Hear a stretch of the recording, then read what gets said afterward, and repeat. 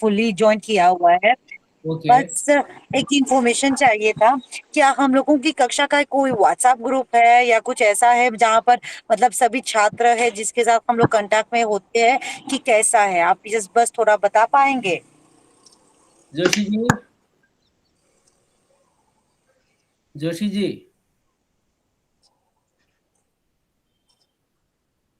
Joshi sir.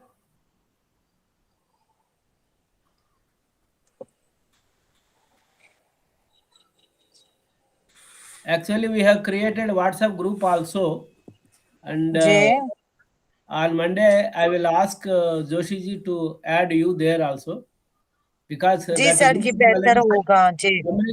Communication was already sent to all of you, giving the group details and to join. Okay. I like to know whether you have received the schedule or not. मुझे schedule mail से प्राप्त हुआ है sir. I receive it by email. हाँ, mail से उसके ही। उसके हाँ, मेल से मुझको मिला था जहाँ पर कैलेंडर पूरा है कि किस दिन को क्या क्या होगा। वो जी वो जी। मुझे प्राप्त हुआ, तब उसके अकॉर्डिंगली आज मैं ज्वाइन कर पाई हूँ उसको लेकर। उसी मेल में इनिशियली एक वेलकम मेल हमने भेजा था, उसमें व्हाट्सएप ग्रुप का भी इंफॉर्मेशन दिया है, तो उसमें भी आपको वो ग्रुप का डिटेल्स मिलेगा। हाँ, पर एक बार कोशिश की थी सर, पर कोई और सा मतलब कोई और एप्लीकेशन खुल रहा है उसको लेकर, तो थोड़ी बस समस्या हो रही है। अगर आप कहेंगे तो मैं नंबर आपको अपना दे दूंगी, तब बस ऐड करवा दीजिएगा प्लीज सर, अगर हो जरूर पाता है चैट तो। बॉक्स में नंबर डाल दीजिए। आई विल सी दैट जी। Your number is added. Okay okay, thank you sir. मैं आपको अभी नंबर दे देती हूँ। जी sir.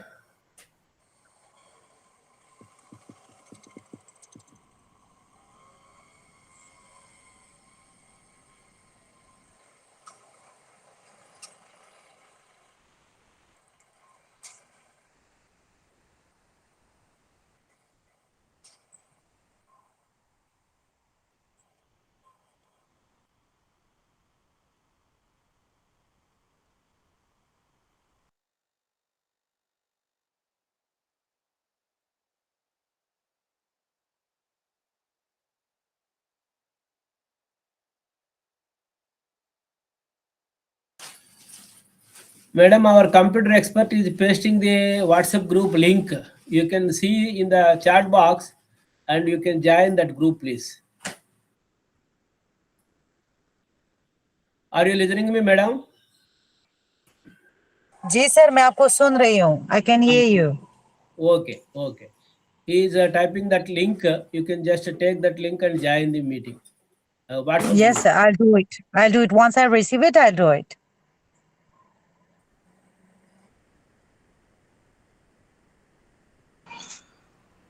Yeah, I think Sharma sir, I think we should Exactly. I was start. also about to tell you. It is already 10 minutes. You can start now. Yeah, it's 10 minutes already, Yeah. so we can go ahead. Yes, sir. Please start.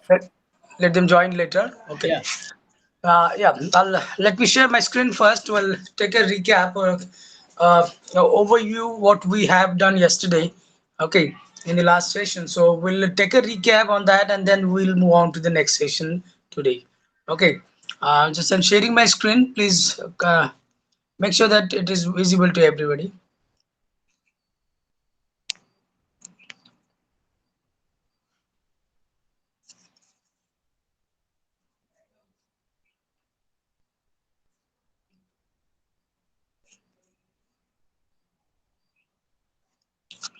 Okay, session 3. Just I'll take this again. This is about last session, but we'll have a recap. Okay, quick recap, and then we'll move on to the next session, session 4. Okay, I hope this is visible to you. Just make sure that Sharma sir, is it visible? Yes, sir. It is visible. Yeah, thank you. Okay, so the third session yesterday I have taken yesterday the third one, and then today will be the fourth one. So um, a quick overview, or we can say quick recap for this to connect you to the next this fourth session. Okay. The paper number name is Translation History and Tradition. History and Tradition of Translation. How the translation has started, emerged from the history, who were the people, how it has been started, in what language, in which language the translation took place, and in the ancient period, everything that we have covered in this the third session that conducted yesterday. Still, we'll be having a quick recap. Okay, the very first point here is tradition of Asian translation. Translation has taken place in many Asian languages in the history, as I given you some of the examples how the translation has taken place among the languages of Asia, Chinese to Sanskrit, Sanskrit to Japan, Japanese to again Sanskrit, then Sanskrit to Korean, Korean to Chinese, Chinese to Korean. All the languages, the major languages I'm actually speaking, but you may find a lot of translation in the Asian languages, different languages. Okay, uh, sorry. Then we have done this ancient and medieval translation in Asia. How was the tradition in the ancient India? How what exactly translated that we are going to do today? But how the translation history started, how the translation has started in the history. So that was important part, and this is I have taken it in the Asian in the in ancient Asia. Translation took place in Turkey, Armenia, Persia, Lahodi. These are the languages, or old languages we can say. Then the European languages also German, French, and English, and again the Asian language Chinese also. The huge contribution we can see in the translation history. Chinese and Japanese translation is a huge, one of the biggest translation history tradition we can say. Okay, Baghdadi tradition that we are going to have again more in more detail in the forthcoming sessions also. Then translation of Ramayana in French and Indian languages. It is I have given the example of how this Indian holy book Ramayana and many other also, not only Ramayana, the Mahabharata, say, Ramacharitas. These are all holy books have been translated in different languages. Okay, so ancient period was like it was starting, it was the beginning of translation history. Then I have discussed some of the countries how they have started and how they were involved in the in the translation. Initially, I talked about this China, and then translation started in China with Kusham Lokesham in AD is 164 to 186. And then I have written the one of the names of a Chinese man, Chinese guy, Pafote Tuteng with his disciples translated Mahayana text firstly. Okay, then Sri Lanka also, son of King Ashoka. He motivated some of the experts and he collected some of the experts in Sri Lanka, and then he translated Tripitaka, and that is the reason that we can see the majority population of Sri Lanka believes and follows the Buddhist philosophy, culture, and religions. Okay, religion. So this is also a huge example how the translation has helped hold the majority population or bulk of population we can say to understand the ideology of Buddhist religion. Then we have this a great example of this China, Sri Lanka, Korea. Korean tradition of translation again. I have given you example. One Chinese monk traveled to Korea, and then a Korean monk traveled to China, and then they exchanged the Buddhist books, text, whatever existed at the time, regarding Buddhist philosophy, Buddhist religion philosophy, and then it has been translated in the both languages. Okay, so from China they have received number of books, or they traveled Korean people traveled or like received number of information and huge information on the Buddhism, and then went back to their country, and then they created their own books, text about Buddhism in their own language. Similarly, Tibetan tradition, European tradition, Asian tradition, these all the traditions we have here. I couldn't cover all the things, but to understand you, how to have a simplify, the idea in a very light manner. So I have given you the examples of China, Sri Lanka, and Korea, how it has been, how these countries were involved in the in the translation history. Then I have spoken about the major challenges in the translation. This is a crucial part. You should know about the problems from your exam point of view, as well as from your knowledge point of view. What you can do in translation and what you cannot do in translation. Okay, so these are the major challenges in translation. I have written here only five, but if from your study material and on your own, you can create some of the some more challenges also you can create from the study material. Okay, I have given here to understand the concept of the major challenges. What are the major challenges in the translation? What we can do and what we cannot do. So I have put here 5 points. The number one is difficulty in translating figures of speech, idioms, simile, etc. So that I have given the examples also yesterday, that how the elements of language, that not possible to find the similar idioms, similar figure of speech, or similar language elements in the target language. So in such cases, you may find difficulty to translate something. And then matching tone, diction, and rhythm. Again, the words you will not be able to find. You cannot how a certain expression, emotion, how it has been written in the source language, and how you are translating into the target language. It's quite difficult, because sometimes we are unable to match the tone. Sometimes we are unable to find a appropriate word in the target language. Okay, so this kind of problems can take place in the translation studies. Okay, then number three is untranslatable words. Some of the words I have given the examples also yesterday. Some of the words, if you don't have, or sometimes you cannot translate. Okay, so we have to use as it is sometimes, or sometimes we break the word and we create something new word, and we use that in the translation of target language. So we number of words we have, something like you cannot translate. Okay, you have to use it as it is in the other language. It may happen that the essence, the meaning of that word cannot be provided as it is, whatever that source, whatever the meaning is there in the source language. But still we have some of the words which we cannot translate.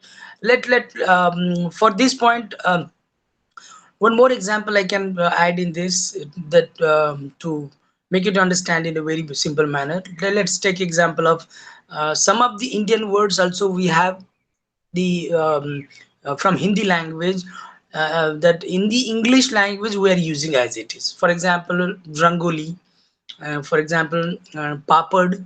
Okay, so these words you can also find in the English dictionary as well, as it is, because we don't have the exact word for that word in the target language. Some of the words we have every language. I'm not talking about only Indian and in English. Okay, some of the words which we have in every language, for that we cannot find a similar word. Okay, so papa, drangoli, like these are the words which we cannot translate into this into any target language. Sometimes we use as it is. Then next one is translating compound words. Okay. Translating compound words completely difficult. If you don't know the meaning of compound word, you will be translating, or sometimes you will break the word and then meaning will be different. So for that reason, I have taken these examples on the screen. You can see. um, butterfly and carpool. I have given two words here.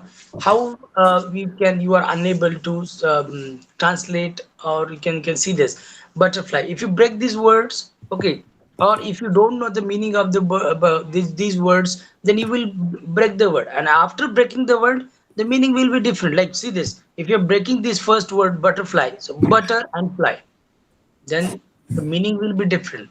There you may find there two words differently together, butterfly. Okay, then again carpool, again car and pool completely different, and then when it is using combinedly, then you may have a different meaning. The last point is like highly technical translation, proposals, reports, instructions, manuals, and software specifications. For example, technical language we can say for this, or computer language we can say. So some words in the report, in the proposals, instruction manuals, or software specifications, or any other scientific um, material, when we are translating that particular a a technical thing, then it is highly impossible to translate as it is in the target language. So what we do generally, we can have an option of some other words, substitutes words we can use, or some other sentences we can use to convey the same meaning. These are the only five I have discussed, but there are many. Then I have spoken about the Sir, people. Yes. may I come in for a minute? Yeah, yeah, please, please. Uh, as you are talking about the difficulty in translation activity, Mhm. I just want to quote one general example of English to Telugu and Yeah. one specific example of my translation of Kalidasa dramas into Telugu. Mhm. First, I would like to quote a English word which is wireless, which was Mhm. translated into Telugu as Vitantu. Vitantu. Vitantu. Okay. Vitantu is a Sanskrit word again, which means a widow. Mhm. So, as Ah. you told, wireless. Its translation, if they take word to word, they can Mhm. translate as "vi tantu." Mhm. It means, which means the entire meaning is differently. It goes differently. Yes, yes, yes. Many, So, many of times. translators need to take more care what the whole compound word gives a meaning and how it can be translated into the target language. This is one Mhm. thing. Second thing, there is a cultural influence also which leads to a different meaning. Say, for Mhm. example, I will explain. Mhm. Uh, Karnavatamsam. Karna avatamsa. It is a phrase of two words. Karnavatamsam. It means a flower kept in the ear for fashion in the olden days, in the time of Sakuntala drama. Mhm. So simultaneously, in the current period in Telugu, the Telugu language and culture, there is a word chevilo puvu. Chevi and a ear, puvu and Mhm. a flower again. The same thing. Karnavatamsam translation of Telugu, but it gives making a man fool. Mhm. So, so the meaning will completely differ. If someone Yes. translates the Karnavatamsi into Telugu as Mhm. it is as Chevilo Puvu, it gives entirely different meaning. Yes. So there, what is the reason? It is the cultural effect. So Mhm. sometimes the source language and the target language, cultural influence also will be there. It is also kept in mind while translating. These are the Yes. two examples I would like to give from my side. Thank you for giving me Yeah. opportunity. Yes, yes. That's absolutely correct. Okay, so some of the sociological and cultural aspects also there, because if you are not familiar with then with the target language culture, or so, like whatever you are translating from one language to another language, it's absolutely you may find huge difficulties. Like the meaning is completely will change whatever you are saying, or whatever the author is trying to tell from the source language. And if you're translating without knowing the cultural aspects, or without knowing the diction we can say, That is absolutely a huge difficulty in the translation, because whatever the author, the main author, is trying to convey from the text, that will not be conveyed from the translation. As if a translator doesn't know about these cultural things and some of the words, some of the dictions, that absolutely fine. For this reason, that we have in the, like, in the fifth and sixth session, I think we have the clarification of this, how to understand the like signs, okay, sign, symbol, and, like, signifiers and signified, how to use, to avoid these kind of the problems, how you are, like, you are telling one word, and one word, that word is mean, like, the meaning of that word is different in the target language, and then of course absolutely automatically the meaning will change of that sentence or whatever the text is there. So that's also in the next sessions also we have how to understand the signs of the, like, cultural signs, symbols, and the signifiers, signified syntagmatic things or paradigmatic things also, because when we are using language in the translation way, when you are translating something, it doesn't mean that you are just converting the sentences from one language to another language, okay, it doesn't mean that. That's why in the I think in the second session also we have studied how this translation task has been, like, has been become as a theory, and that's why the result of that theory that we are studying across the globe, we are studying this translation as a theory, as a subject. Okay, so let's see. We also have the some of the things ahead also, and these are the examples, like sir has told this cultural aspect and everything. Then some of the people who have contributed hugely in the translation. Okay, number one is Kumar Jiva.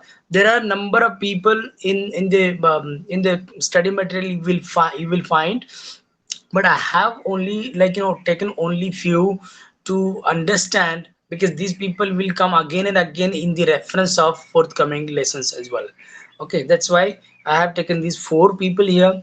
Yesterday I already discussed. I'll take it in a very short way. Most influential people from the history of translation. From that, the first one is, like, Kumar Jiva, or Kumar Ji, we can say.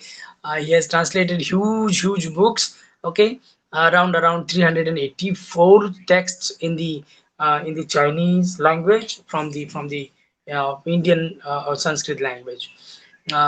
Okay, and then we studied about the Paramarth. He's also a monk from Ujjain, who tried to hard to propagate Buddhism among the languages in India as well as out of India, in Nanking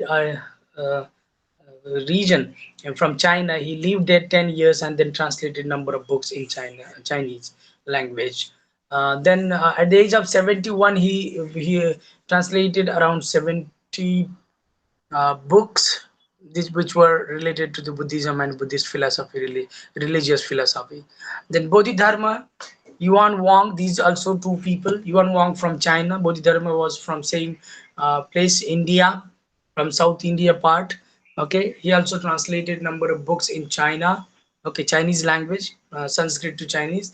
The Yuan Wang, who spent 20 years in India to learn Buddhist philosophy, and then translated number of books into the Chinese language. Uh, let's wait a minute. Let me start this.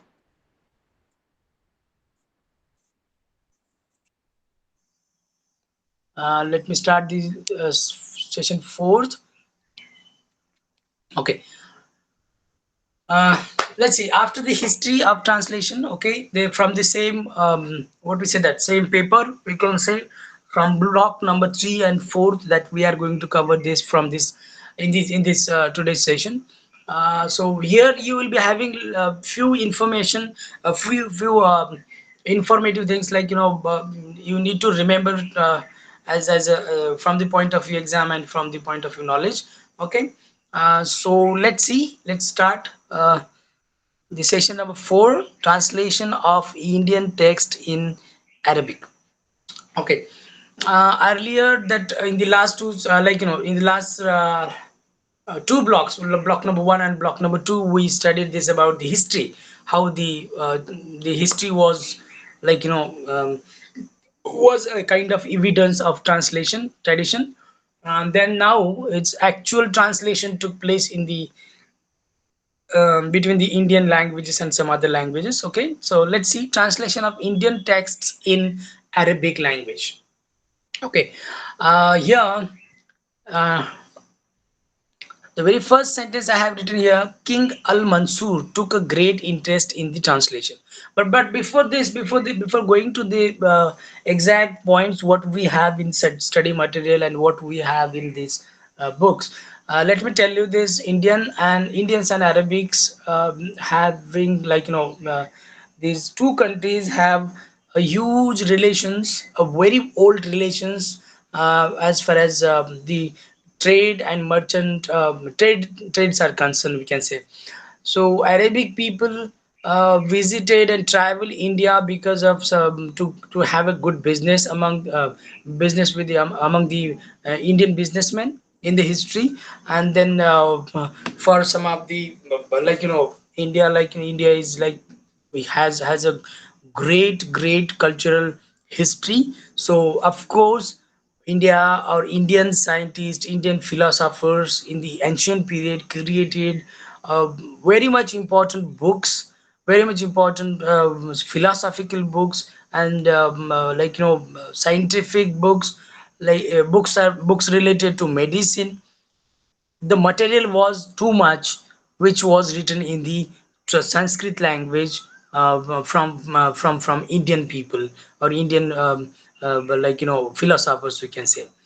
But in the ancient India, we can see, we can see the evidences, like Arabics or Arabic people, they came to India for having a business only. And when they were having the business, whatever the business, regarding spices, business regarding different kind of among the two countries. Okay. So that was the thing they attracted because of business. And then after spending a huge time in the business, they came into the contact with all the things related to India, like for example culture, society, how people live their life. Okay, how the system is there, the religion system, the social system. Okay, how is the tradition of India, everything. When they understood after a huge period of time, Arabic people, they got interest, and they got attraction towards these all things. See, since the one of the old, we consider India as one of the oldest culture. Okay, so of course it had a lot of new things, unique, and innovative things which attracted the Arabic people. They did that they did not have at that time. Okay, so from the medium of in the case of this trades and in the business, they came in the contact and they learned many things about India.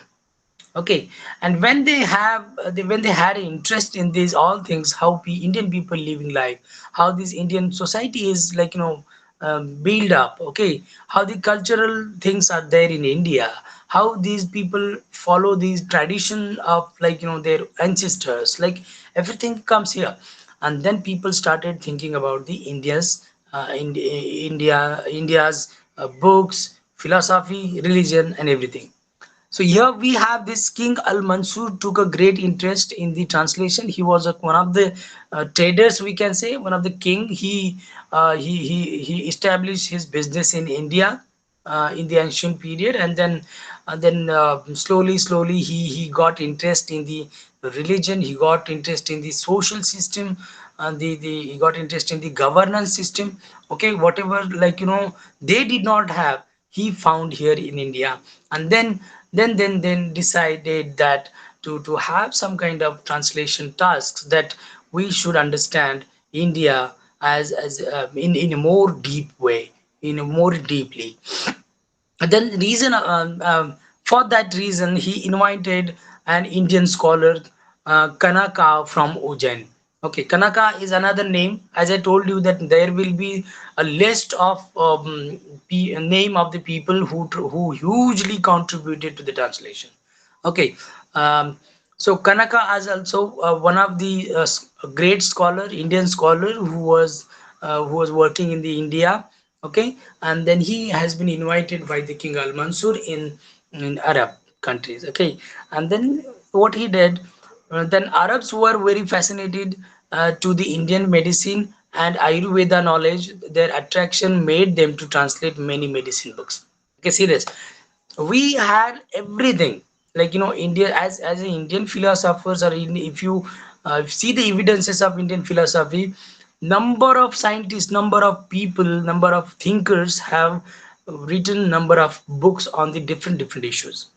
Okay, so similarly, King Al Mansur also observed that some of the things that we don't have in our country, that we should learn, we should understand from the others. And this is the reason he invited this Indian scholar named Kanaka to his country, and requested him to translate some of the books.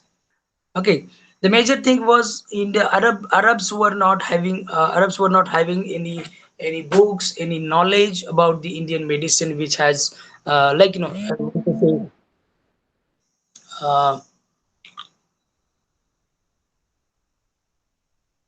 so they did not have any knowledge of medicine, Ayurveda, and some of the other books also, or some other systems also. And then he collected people, some of the experts, to translate some of the Indian medicine book, or some of the knowledge book from Indian languages, and then he translated. Then Manaka, another scholar, knew about the Indian science. He translated many books in Arabic language.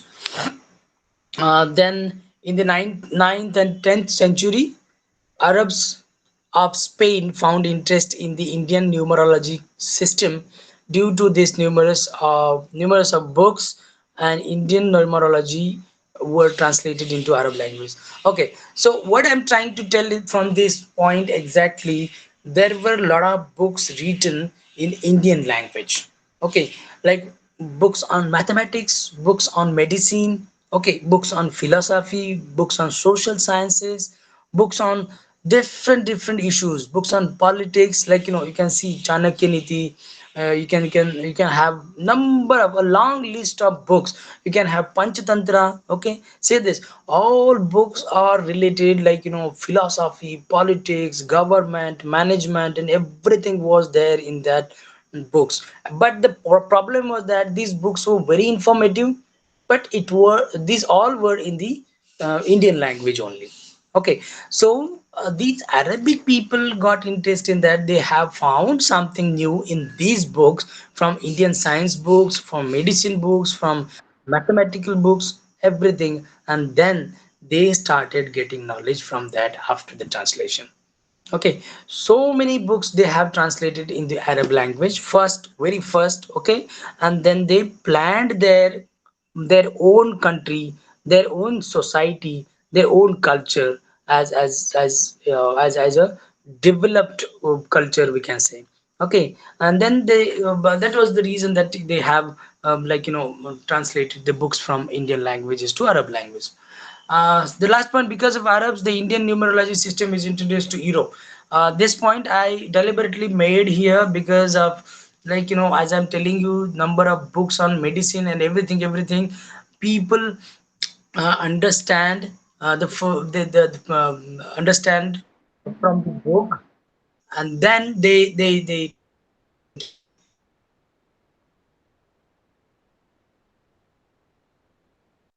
All those books related to philosophy and everything went to the world, all the people in the world, and then they started thinking about these all books as a eminent or important text, or we can say document, we can say. Okay, so Arabs firstly translated this numerological system of India. A lot of books were written in the Sanskrit, and then they translated in the Arab, and then they translated into from Arab to other European countries, language like French and German and everything like that. So these are the translation. Okay. Most of the books firstly translated into the Arabic language first, and then from Arabic, as Arabics were very enthusiastic to get a knowledge from the world, and they translated from one language to another language. The translation was continuously going on in the Arabic. So this was the benefit of India also got the benefit from the translation of Arabic language. Okay, so because of this Arabic translation, that numerological system also went to the world. The medicine system also went to the world. Okay, then Sanskrit to Arabic translation centers. Okay, as I told you that number of political persons from Arabs, kings from Arabs, okay, traders from Arabs, merchants, businessmen, everybody was very fascinated to Indian land. Okay, India was like very a different country in their view. Okay, it was very different country there in their view because of this, how the system is established and how the people are following everything, how this cultural atmosphere is there and sociological structure is there, social structure is there, everything was that. And that's why they found interest, and then a lot of books translated. See, their interest not only restricted to the translating some of the books and gain the knowledge and stop it. No, people from Arabic countries, they started translation centers in the history. This will be very important point for you.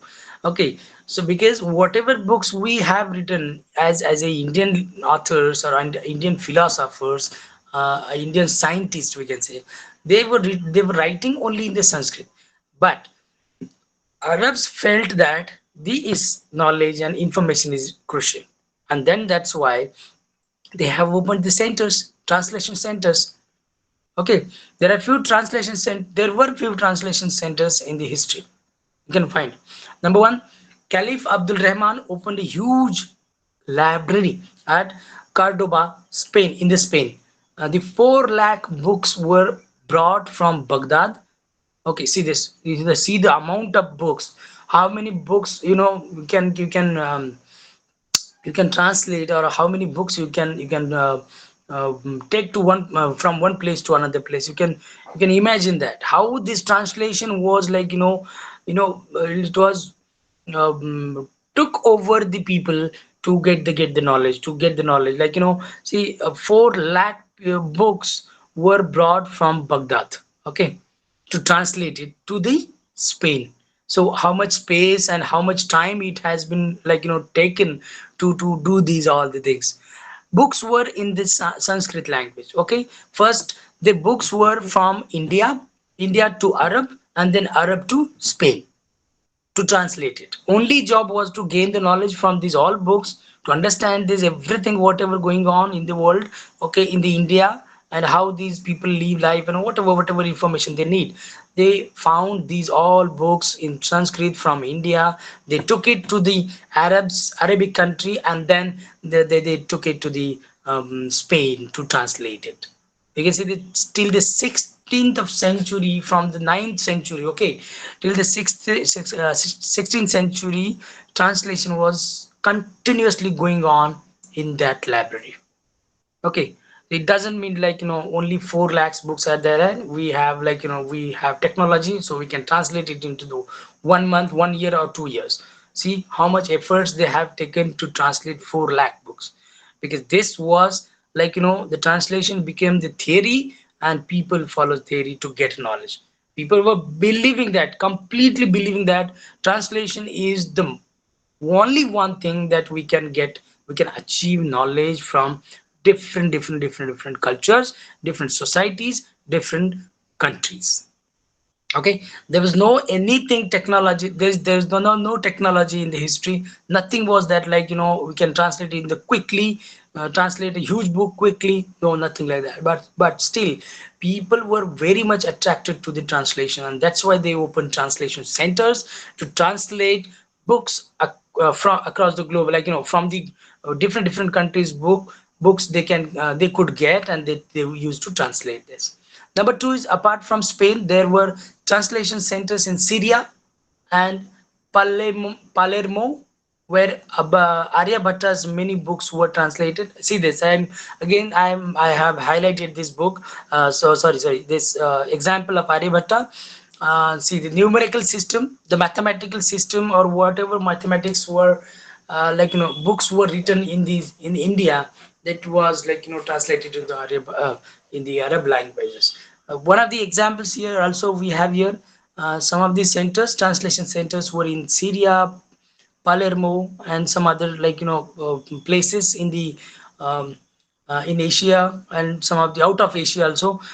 So the example of Aryabhata's many book related to his philosophy were translated into the different languages, along with Spanish, French, and Arabic language. In 1120 CE, Spanish-born Robert of Custard translated Arabic book Algorithmi de Numero Indorum by Quarshim. Okay, this is another example, one of the person who has translated this book into the in his language uh, from Arabic to his language. Okay, so again, algorithmy, it is related to the mathematical or numerology, we can say. So number of books have been translated in this also. The next is like Frederick established University of Naples, which had a huge collection of Arabic and Sanskrit books. Due to these translations, from Indian spatial knowledge of medicine, astronomy, physics, chemistry, philosophy reached to the world. Okay, again, the one of the example of University of Naples, we have this huge in the library of huge. They have a huge library, and then number of books from Arabic language, number of books from Sanskrit language, and then they translated in the different languages, in the world. Okay, French, whatever language they wanted. Language, in the history also, all the language were very interconnected. Okay, the knowledge they used to exchange, many things they used to exchange, culture, social traditions, okay, ancient way of life, or whatever. So languages were very much connected to each other in the history. So this is a translation. Because of this translation, this is a crucial point here. Because of this translation from Arabic to Sanskrit to Arabic, Arabic to other languages, other European languages, or Sanskrit to other European languages directly, the Indian knowledge have come into the light, related to the medicine, astronomy, physics, chemistry, philosophy. Everything has reached to the world. Everything that then that is the reason that every country in the world, they renowned, they identify India as one of the oldest culture, and the crucial, the social order, we can say, in the world. And that's why we can see that we could develop our the streams, medicine, astronomy, physics, and chemistry, and everything we could explore to the world. I have taken here one of the example of Panchatantra also. As I'm telling you, number of books that I cannot list here. So many books translated from Sanskrit to Arabic with the help of these translation centers. So I have here one example about Panchatantra. Okay, a book from Sanskrit language or Indian books. So I hope you all, students will be familiar with this, because Panchatantra is one of the oldest book. Okay, so let's see what is it about. It has been translated into Arabic very early, very early period in the ancient India. We can say Panchatantra was translated into Persian language first. Okay, Persian language. uh, people found that what is it, I'll tell you that what is Panchatantra. Okay, people found very something interesting in this book, and then they feel that why don't we have these kind of things in our country or our philosophy. And then that's why they have got and they have gained a complete information about Panchatantra. What is it about, what is the story, what are the principles it tells. Okay, everything they studied, and then they decided to translate it into the Persian language. Okay, and then first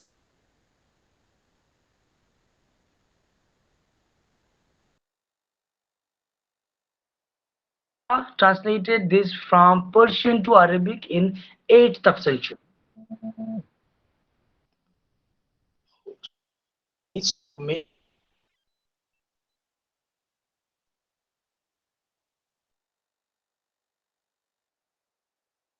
From this from Persian to Arabic in 8th century. Okay, see the Panchatantra is one of the oldest book which talks about the governance. Okay, principle of society, principle of like to run a country, to run a society, to run a government.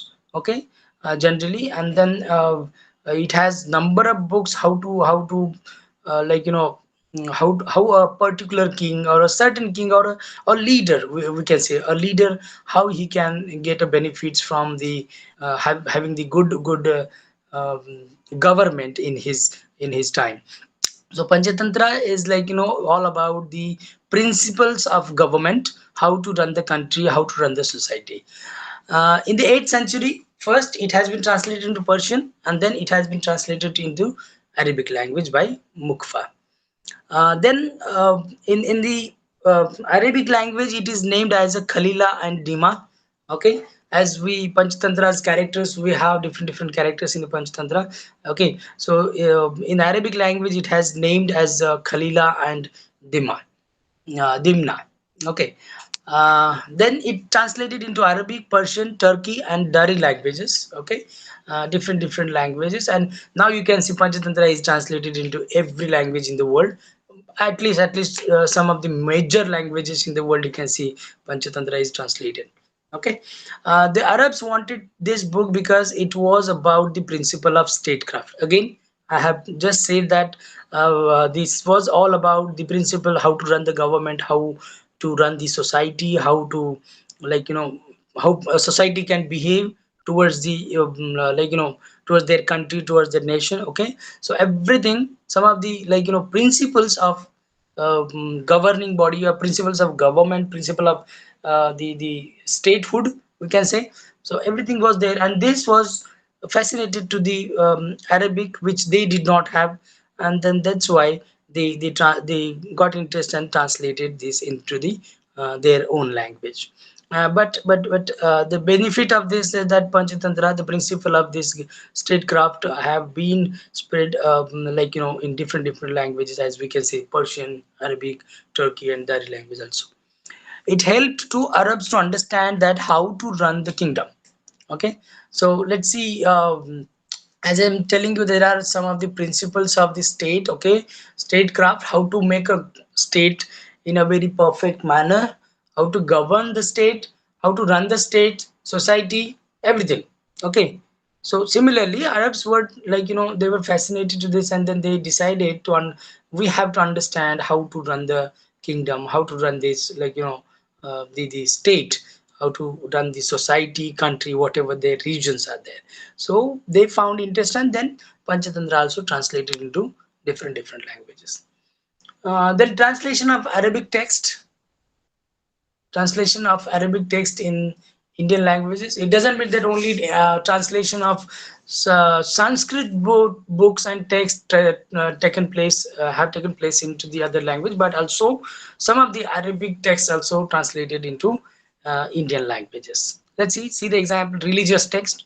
It is very important. Initially, Arabs started giving information of Islam to Indians. The first translation of Quran was done by Shah Raifuddin in Delhi. Quran translated in all the major languages in India. Now, see this religious texts.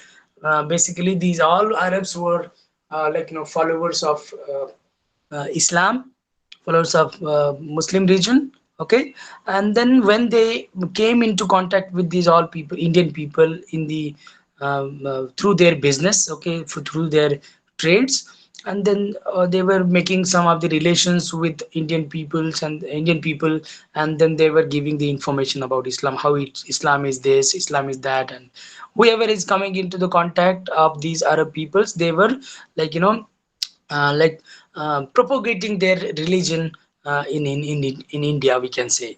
Okay, and then they say that, like, we are not just talking about this. We have the Quran, okay, Holy Quran, that whatever that Quran says, we live our life, and we have to believe in that. So some of the reference from Quran, some of the reference from this holy book, some of the incidents, some of the good things which will be motivated to the Indians, they all propagated, spread to the among the Indian people. And then that's why Indian people also, some of the Indians, like, we were the businessmen or traders at the time, they found interest, and then they at least they consider this Quran to understand what is it. Let's see, to understand this, what is it about. And then the translation has taken place by Shah Refuddin in Delhi, at the very first, from Arab. Okay, and then people understand what is Islam.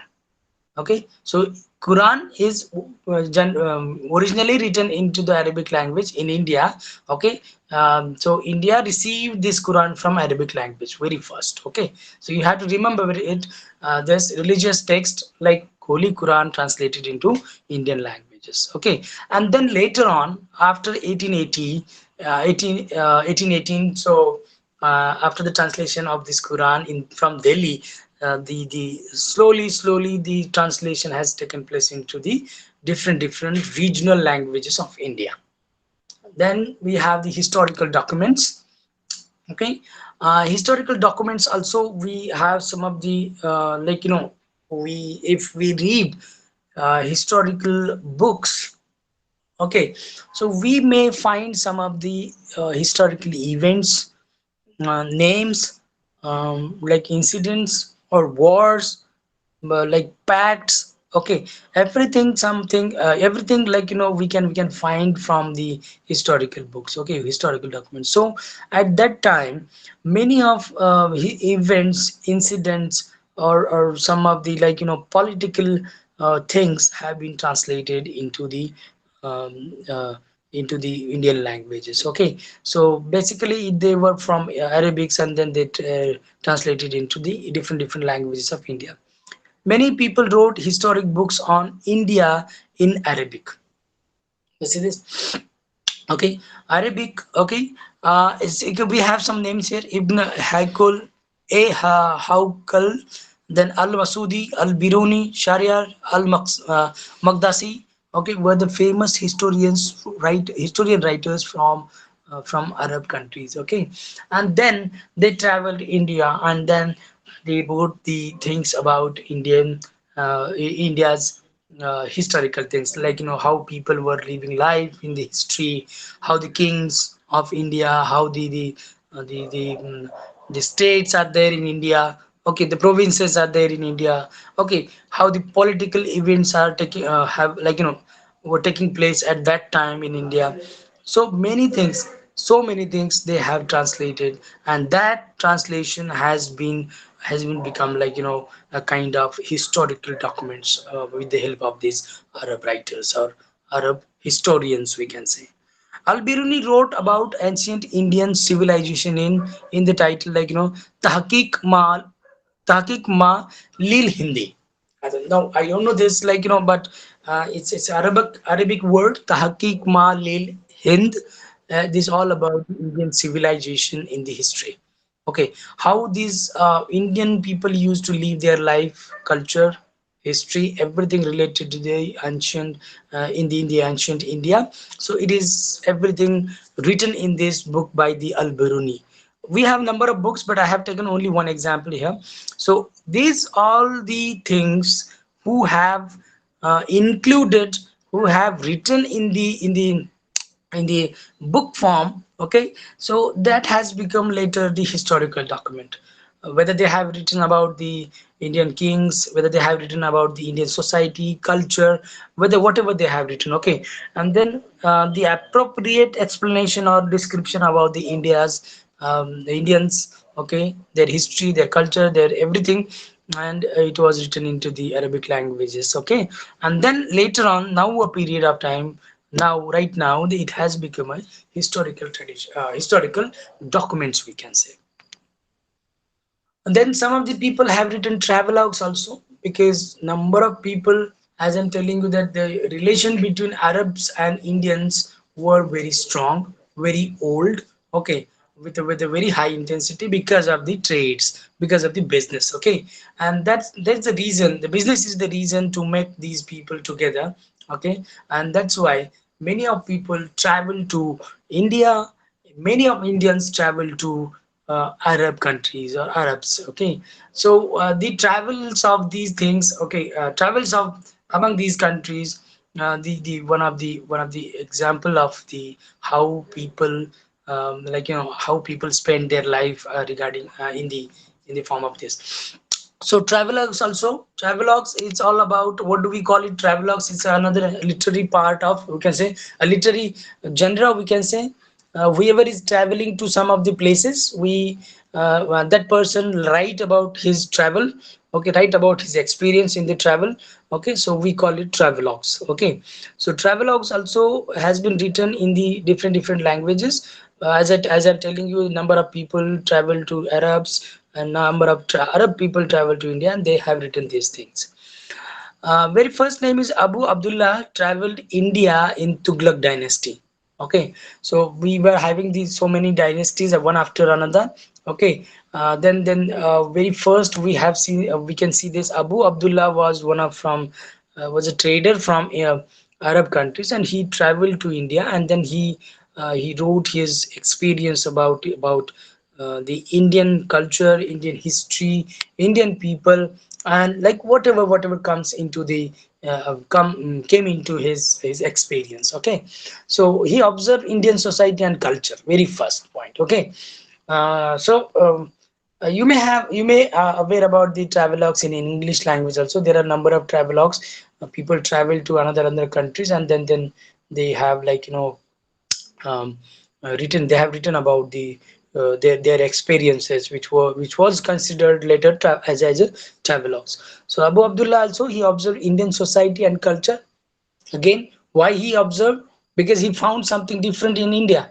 Whatever he has, his country has, like society, a pattern of society, a structure of society, and then whatever they have, he has the as a culture in his country, religious things and religious aspects and religious command, everything, whatever he had there, he found different in India, and that is the reason that he traveled here, and then he collected information, he understand the things, and he observed the things, and then he written the things, written the text which we considered as his travelogues. He wrote Tuhfat o al Nazar. Okay, so again the Tufat o Al Nazar, this is the book that we titled as a Tufat o Al Nazar in Arabic. Okay, so he traveled here, India, and observed everything, and then he wrote his experience in the book, in the travelogue. We name it Tufat o Al Nazar. He described social events and local customs of India, as India is like like a follower of believes in Buddhism and believes in Hinduism majorly. Okay, and then Arabs people, it was Arab. It was completely new for Arab people, so and that's why they observe social events, how Indian people, some of the Buddhist people, how they believe, how they behave, how they worship, and how they celebrate the social events. And again, what are the customs, okay, how they follow, what are the rules and regulations in the society they follow, what are the culture aspect they follow, what are the customs of culture, whatever comes into that, he observed, and then he wrote then describe in his Al Nazar book. It is a cultural history again, cultural history of medieval India. It is, I'm talking about this Tayfut o Al Nazar book. Okay, he as he has written at his time. Okay, so this may consider this book may consider as a historical book or a cultural history of India. We can consider it. Another traveler was Buzurg Shahryar from Iran wrote Kitab o Ajab el Hind. Generally, this book is about the miracles and, like, the new things, the unique thing, innovative things which Iran do not did not have at that time. He observed those things and then he wrote and collected all his experiences and observations in the book named Kitab o Ajaib il Hind. Why? Because he feels something different, like, the customs and the culture, everything is like, something different, unique in a way that they did not have, and that's why he observed which are the miraculous things. So I can just say that, like, the other countries did not have at that time. Whatever he observed from India, he everything collected in this particular particular book. Then the literary text again. Okay, there the travelogues is also a literary form of literature. Okay, one of the forms of literature which we consider in literature, and from the literary text also. Um Many literature has translated in Indian languages. Okay, number of literatures, some of the books from Arab language. Okay, but I have taken here one example. The story of Alif O Laila Wa Laila, translated in Indian language and become a very famous. You may familiar, or you may have, like, you may remember. Okay, there was a TV serial on the um, on Doordarshan or something like the channels. The story was Alif Laila. Okay, the story of Alif Laila, which was written in the, basically it is like, what we have as a Panchtantra, what we have as a different stories in Sanskrit. So similarly, in Arab we have some of these stories like Alif Laila, and then some other examples you may find in the your study material as well. So I have taken here only one example. So Alif Laila was also translated into Indian languages, different Indian languages, not only in Sanskrit or not only in the Urdu language, but different whatever languages we have in India. It has been translated into language, different languages, and people understand the culture, people understand the beliefs, people understand the social aspects. Okay, and specifically people understand the society, Arab society, from these translated literary translated books. Like Alif Laila is one only I have taken in, but there are three four books are more in your text. You can find it out. Okay, so there's basically the text, which are the text translated into English, sorry, into Arab to Indian language, Indian language to Arab. You have to remember. Okay, so don't forget it. You at least you should have one example of each text of translation. Okay, if I'm talking about religious translation, also can I have taken here the Quran. Okay, translation of Quran, but you may also have, exactly, you also have some of the other religious books or some of the other religious sub books, we can say, in your study material you can find it out. Okay, so translation from Arabic to India, and India to Indian language to Arabic language, this is very much important. At the time of your, like, assignments, and at the time of your examination, please remember at least one example of each things. Okay, whatever historical documents you can see this, whatever travelogues we have, and then what were the literary texts were there at the time they have translated in the ancient India. Okay, in the history of India.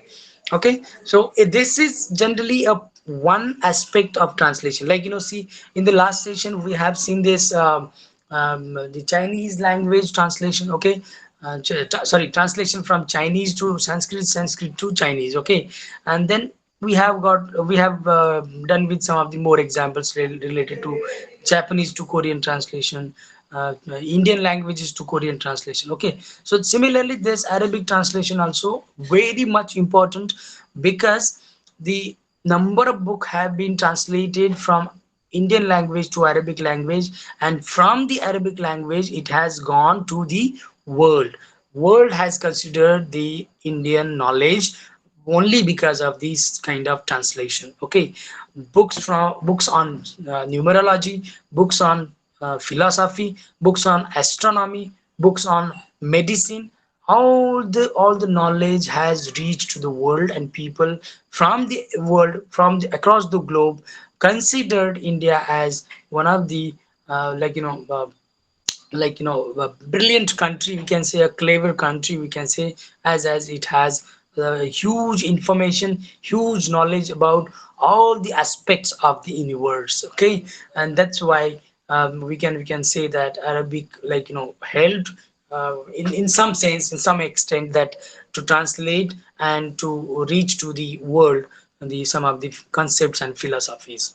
Okay, so I hope this you will remember this in the all the types of translation texts, whatever text we translated from one language to another language.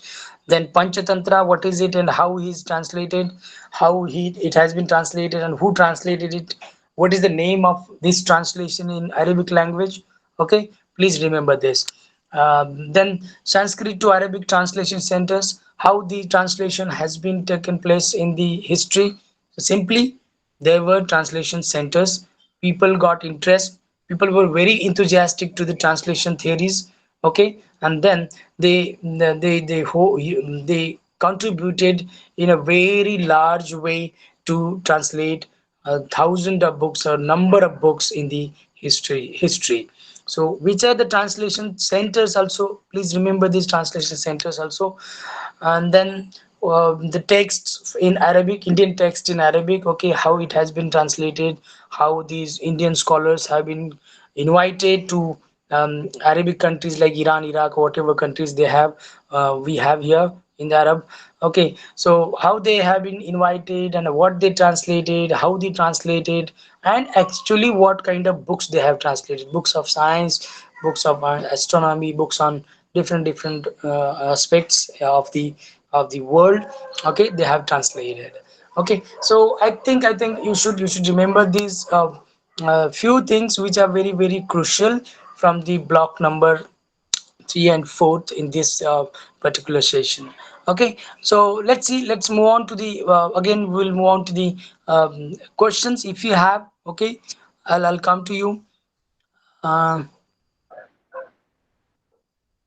yeah, if you have questions, so please we will move on to the question, and then again we'll be discussing the same things. Okay, whatever you have in your mind, please go ahead if you have any question.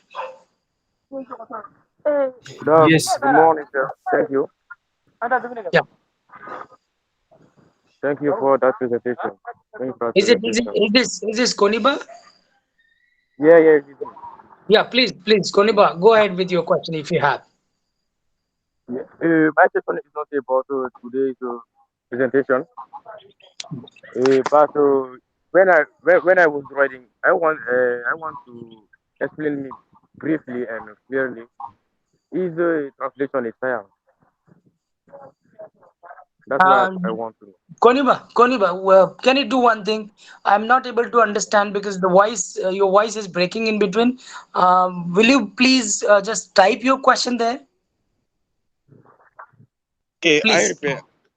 I did again.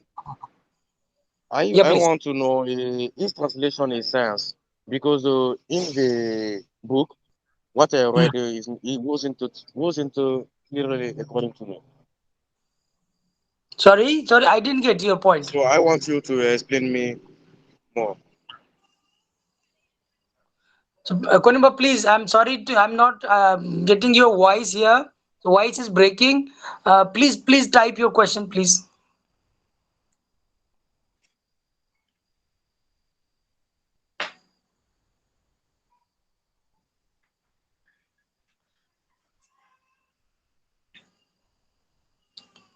Yeah.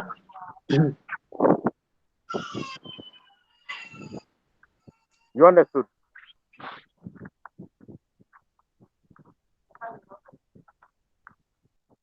Hello. I think I'm not getting the voice. Like, Koniba is asking something, but the voice is breaking in between. Please type the question. I will answer your question. Okay, okay, thank you. Okay. Yeah. Yes. Yeah. Hello. Yeah. Yes, Professor. How are you? Yeah. Fine. Fine. Thank you. How are you? Yes, I'm fine. Thank you very much, Professor, for this wonderful presentation. Thank you. My concern is just one because you had promised us you share us with the resources, but Okay. we have not yet received them because it is very important we have such presentations for us to perhaps read and proceed on with our studies. Then number two is that is it possible we organize and then get, for example, the university emails, because once you want to do research in terms of research, maybe on social media platforms like ResearchGate, they request you perhaps to join using your university email. Is it possible you can organize and we get that, we can proceed with our research? Thank you very much. Yeah. Yeah. Sure. Sure. We will sending the resources also. Okay. If you need this presentation also, we can send you. Okay. So minutely you can understand it. And let's see, one by one we'll be having this question answer session. Then you will be understanding what I'm trying to tell you. Okay. And then Yes, Sir, and then you also said, Professor, last time that we can perhaps even create a group where we can share yeah. as a class. We can share ideas, exchange ideas in the Q&A session. But again, you can please update us with Yeah, that. yeah, Thank you. the group is already there in the with the authorities of IGNU. So I hope you are there. If you are not there, so please drop your number here, so they will add in your group, in the group. Sir, they Thank you are very much, connected to Professor. the LMS portal, and in the Huh. LMS portal, all the recorded sessions are available. Hmm. All the three sessions are already uploaded. They can Okay. kind of view there in the LMS portal. Yes. Yes. Today session is over. Tomorrow the recording will be uploaded. Hmm.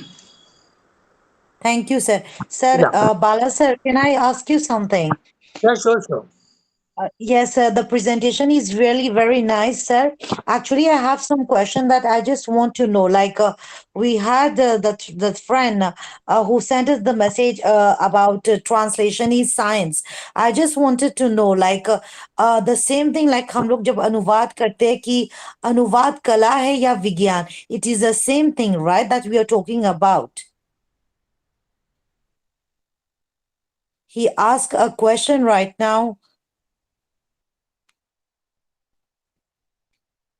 Which Koniba, can you hear me? That Koniba asked the question about how translation is a science. It is the same because for me it's a Hindi medium. That's why I wanted to know: is it the Yeah. same we are Yes. talking about? Yes, yes, of course, of course. It's a science, it's a Oh, study. See, yes. we see on this very surface level, we cannot say translation is a kind of a task, a simple task that take one Yeah. book, take a text, and then we can just convert some words and some lines Mm-hmm. in the into the other language. Okay, actually, the Sure. translation is science. Okay, why science? Mm-hmm. Because we have to study many elements. Why? For example, see, in the forthcoming lessons, we also have signs, symbols. Mm-hmm. Okay, how to J. understand symbols from other culture, how to understand the signifiers from other culture.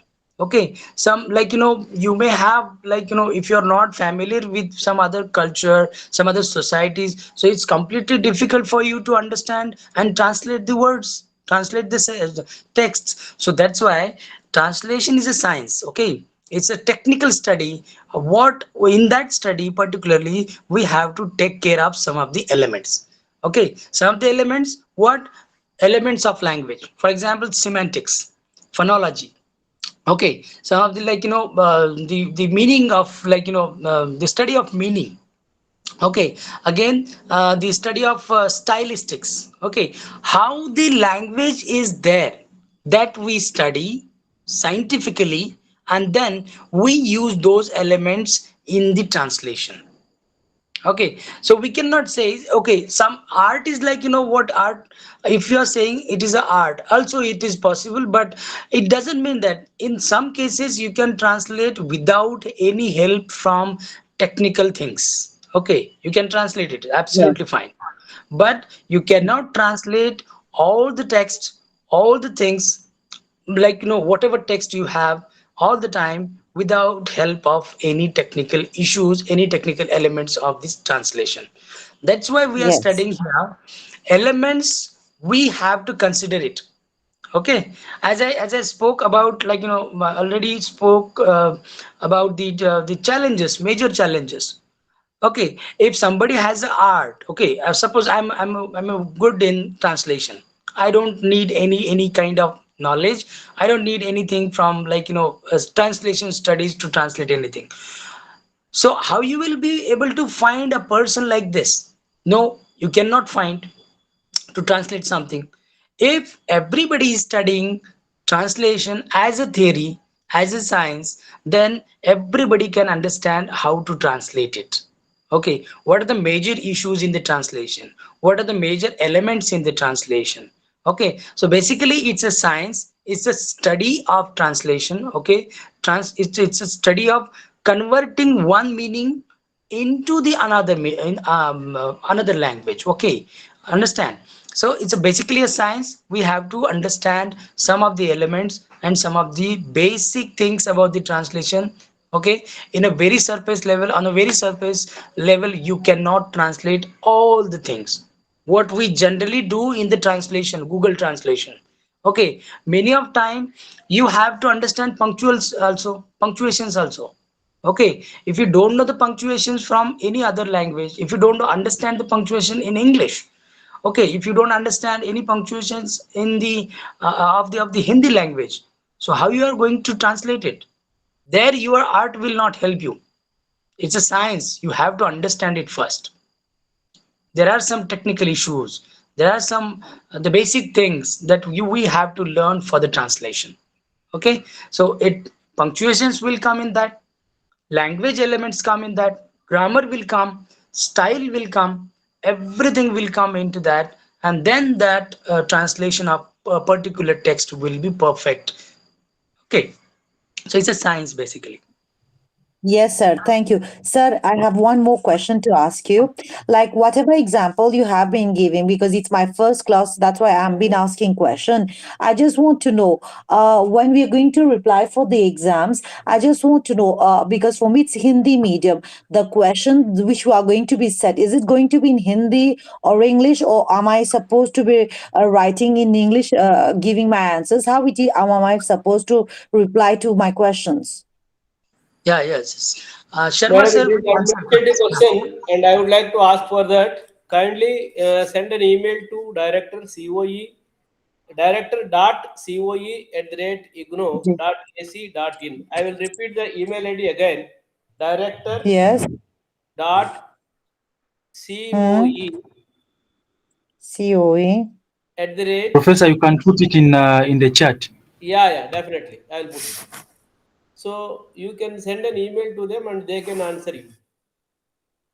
Okay, but Abhi, but sir, I just want to know, because the whole class is happening in English right now. That I want to know, like if we're going to, let us say, I'm writing my answers in Hindi. Am I supposed to? Am I allowed to use some English words? Like, because here we are talking about, like, just take the example of translation of Indian text in Arabic. While I'm giving the answers, can I just quote a few sentences, a few lines in English, or am I supposed to write the whole stuff in English, in Hindi itself, or am I supposed to write in English? That's why I wanted to know. Actually, the student is supposed to write the examination in the medium of the program which you have selected. I hope you have Okay. selected the program in English medium. No, it's in Hindi medium. You have selected Hindi medium. Yes, sir. Wait for a day. Tomorrow or on Monday, I will get back to you after asking the director COE, because it is a required clarification. I can't give you straight away. I have noted the point and I will take clarification and then talk to you. Thank you, sir. Just please let I me will know send this if information. actually. I will send this information after confirming from the concerned division to all the students through Mhm. email, so that they will have a clarity on that. Yes, sir. Ye- Thank you. Thanks a lot, sir. Because we I've got scholarship under the EVAP program.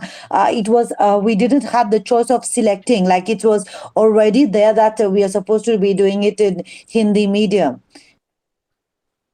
But the program, of course, it is there in Hindi medium, but as all other Mhm. students are not familiar with Hindi, so this entire Yes. course material is translated into English, and the translated Okay. version is given to students through LMS portal, and then the sessions are Yes. also being conducted in English medium. So Yes, Yes. there Professor. needs a In fact, clarification, and I will take that and I will let you know by the next Okay. day. Yes. Thank you, sir. Thank you. At least Okay. we have the information. We're not flu for the exams. yes, that's true. Professor, in fact, to a person like me, I selected English, but then the course work notes is in Indian, so I Hmm. don't know. No, it's available in English as well. The course material is available in English as well. In the LMS, it is not in Yes. The English. materials have already been sent to all the students through their email and uploaded on the LMS portal. If you have not received, we will send it again. Okay, through email. Tomorrow, whatever the course materials are available in English, they will be sent to all the students. However, madam, if you want to download the Hindi material, it is available in the e-GAN course, or for you, we will be sending the Hindi material also. Okay. Okay. Sir, thank you. Can you just put the portal full name so that we can join it in the chat box right now? It will be easier for us also. Yes, that's true.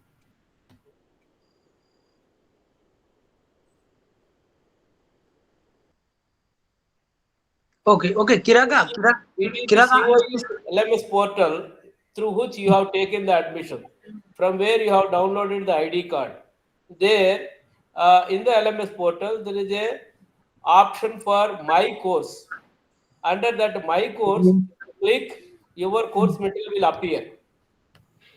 If you Okay. are not able, so I will ask my computer person, Mr. Joshi, to explain you these things in the next class.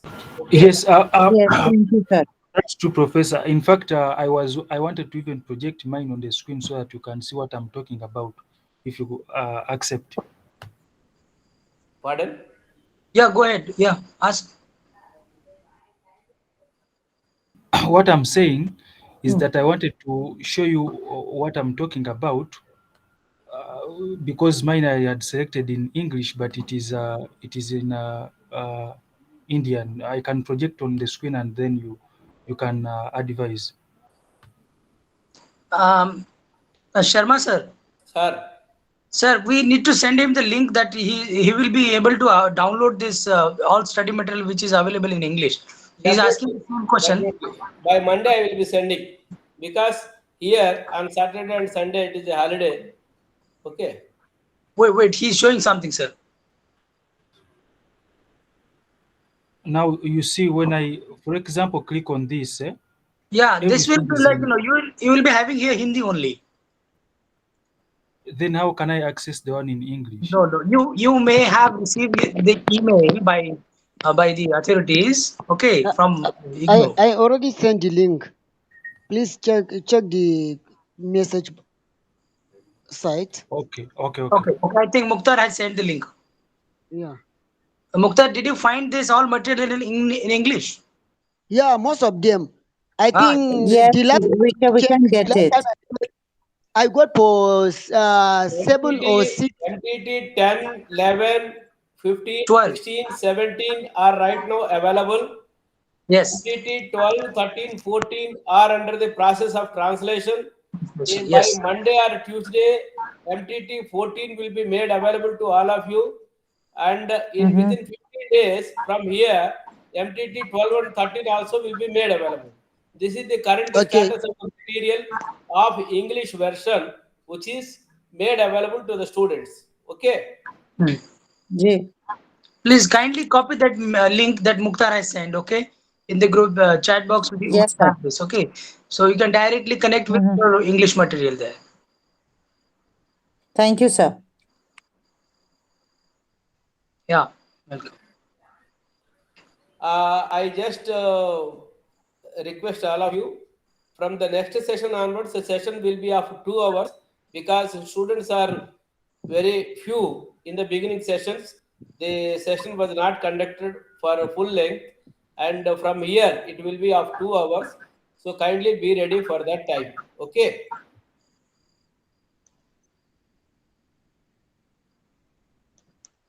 sir.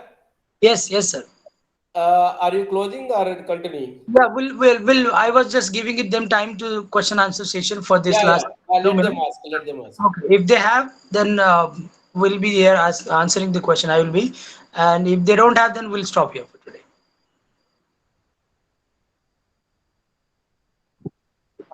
Sir, Next, Students, please uh, ask. sir, Yes. uh, I I wanted to have a link to don't know how to say. I want to have a link to listen the recording of last sessions. Recording. Of last sessions. Last session recording. Yeah, yeah, yeah. The link. You will get it. You will get it in the on the portal. All the three Okay, no. earlier sessions have been uploaded, and that computer person will explain you where to see in the next session. Tomorrow I will make it a point to explain how to view the earlier sessions. Okay, he will show you. yes, sir. Okay, thank you.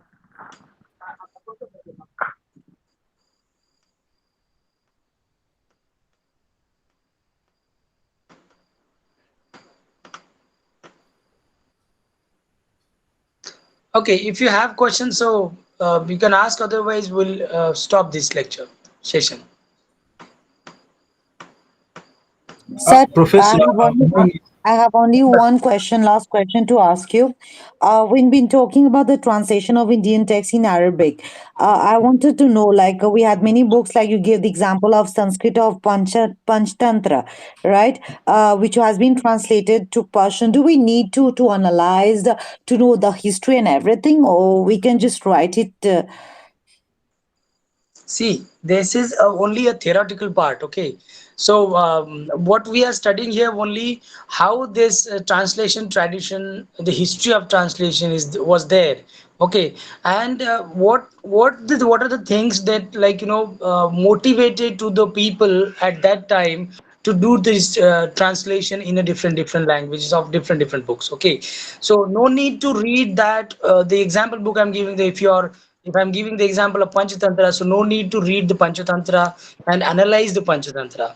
But at least you should remember that what is it kind of book, what is it about, and who has translated and when it has been translated into different languages. So basically, and so at least you should remember what kind of this book is like, for example, Panchatantra. So it is about this principle of the statecraft, okay? And then who has translated it and what is the name of that translated book in the Arabic language, okay? So there is no need to analyze any translated book, okay? Sorry, any book that I am giving you as an examples only. So no need to read in detail, okay? That's the point. You have to remember, you have to have some kind of drill on the examples as well. जी ठीक है sir, बस यही information चाहिए था, क्योंकि बस उसी के अनुसार हम लोग अपना नोट्स वो सब बनाएंगे ना, बस इसलिए मैं पूछ रही थी। Thank you sir. Yes, yes, welcome.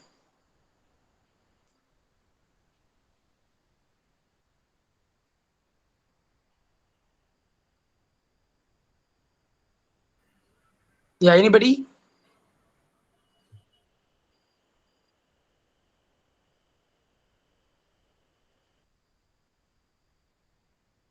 university In the email. welcome letter, we have sent you an email for welcome letter. MATSOL at the rate RC Pune. Whatever queries you have, you have Sir, I have something to ask about the assignment that we have given the answers and everything. Can we have a feedback of our assignment, because it's first time we have done that assignment. I don't know whether whatever we have written it is good, or do we need to add on something. definitely, madam, your assignments will be evaluated, and the evaluators' comments will be there on the you have submitted online. And in due course of time, these assignments will be evaluated, and evaluated assignment also you can see online. Yeah, the same professor who is taking classes will evaluate your assignments, and he will provide you the comments where you have to improve, how to improve. All those things will be there. Right Yes. now, we have not given the The- access to him because still the time is there to submit the assignment. Some of you might not have submitted. After submission part is over, then he will be evaluating the assignment. This is number one. Number two, someone is asking how can we get access of email IDs. All the students are requested to respond only to the mail ID from where you got the admission confirmation or welcome letter from IGNO RC Pune. So whatever doubts you have, you please write to us, and in turn we will take clarifications and then we will let you know. Okay.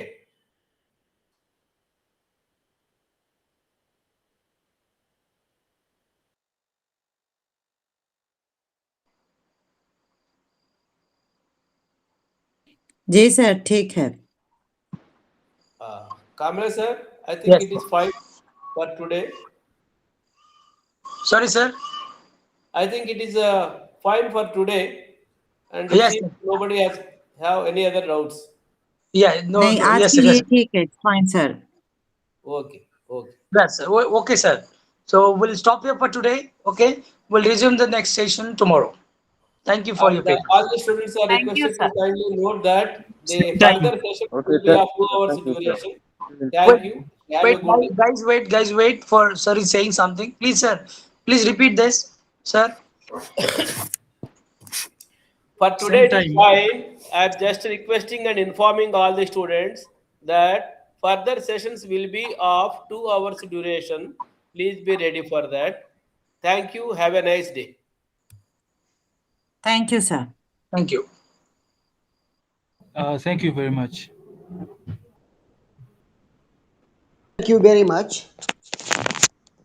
We appreciate it.